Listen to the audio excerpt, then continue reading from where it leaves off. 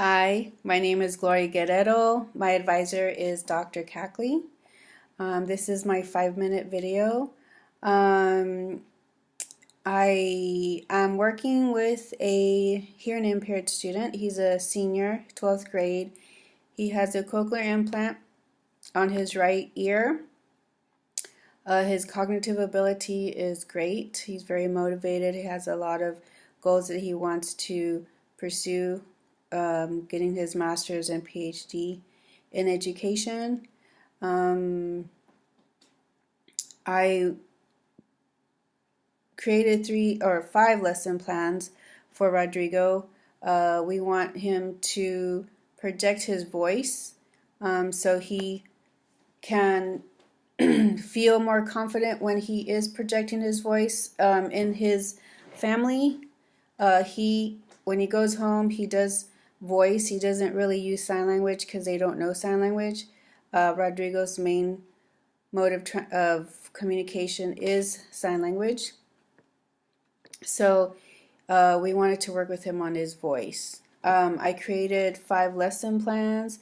The first one was asking an unfamiliar teacher where classroom number 6 was. So he had to ask them for directions. And the evidence was that the teacher understood what he was saying. In other words, like his speech was intelligible. So lesson number 2 was going to Starbucks and ordering one of his favorite beverages, which happens to be a mocha frap. And so I kind of wanted to involve him in the school and in the community. I really don't have a chart or a graph for you. It don't excuse me. I just have evidence that the teachers or the persons that Rodrigo was speaking to, projecting his voice to, understood him.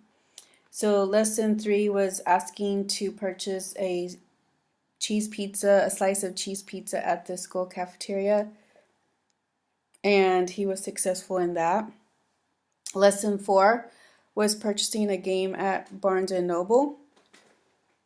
And lesson 5 was checking out a book at the school library. He was very successful in all 5 lessons. I did, of course, use the RASW form, and I like the way it had an overarching IEP goal, or measuring overarching IEP goal. For him, I put that the students engage in conversation, provide and obtain information, and express feelings and emotions, and exchange opinions. One of my measurable lesson objectives was that Rodrigo will ask an unfamiliar teacher at Memorial High School directions to classroom number 6 with his projected voice. Then I documented that, for example, on section 2, what was a question of concern? My question for Rodrigo, or a question of concern, would be, does Rodrigo hear the volume of his voice, and can he regulate the projection of his voice?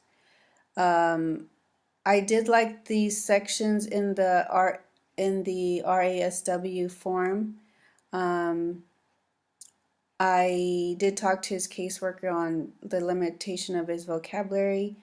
He actually has a vocabulary of a 10th grader. And I did want to introduce him to or give him more experiences on different parts of the community. I hope this was okay. Thank you very much. I really like this process. It was stressful, but I did it. Thank you. Bye-bye.